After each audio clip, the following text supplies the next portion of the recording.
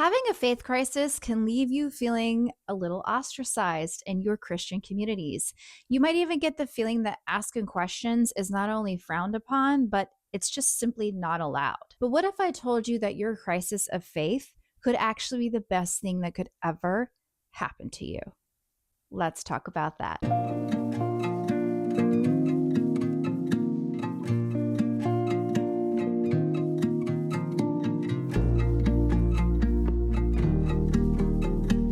Welcome to the Spiritually Homesteading Podcast. Well, this is the summary of the podcast that you can find over on Apple or Spotify. Just search for Spiritually Homesteading, and you'll be able to find the title of this video there, as well as others that are like it that might pique your interest. As someone who has gone through a faith crisis that lasts in the course of 10 years, I have figured out how to lose my religion and keep my Jesus. I have figured out how to separate Christ from Christianity. So if that is something that you're interested in, then subscribe to this channel so I can help reorganize your faith with you.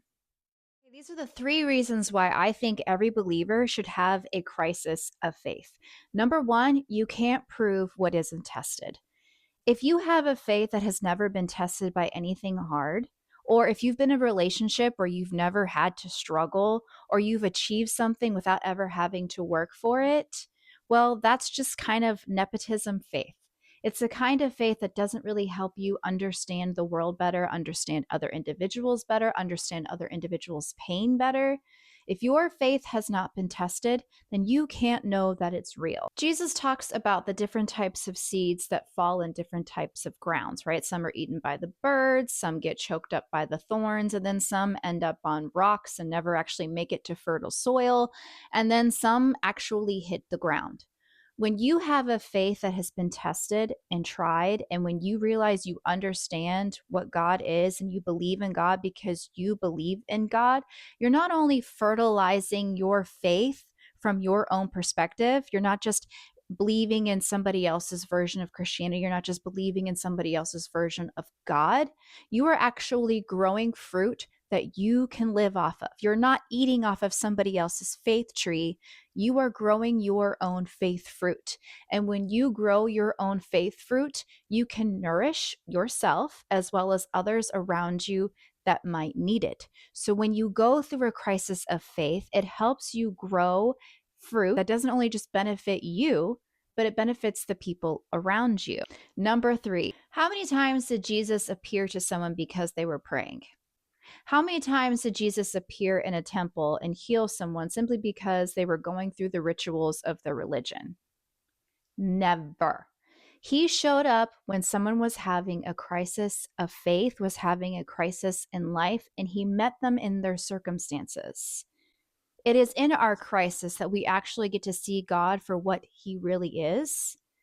And it is in our crisis of faith that we get to see our understanding of ourselves and our life. It exposes the narratives of the world that we believe in, the things that we think about God, the things that we think about ourselves. So having a crisis of faith actually exposes you to a form of truth and reality that you don't get to experience when you're just going through the motions of your religion and your rituals. Number 4, going through a crisis of faith actually makes you more like the heroes of the Bible and not like the saints that we pray to in our churches. So a lot of times the individuals who we worship or we idolize from a faith journey perspective, those individuals had their faith tested. And they didn't just have their faith tested, they had their character tested. And going through a crisis of faith is a character test.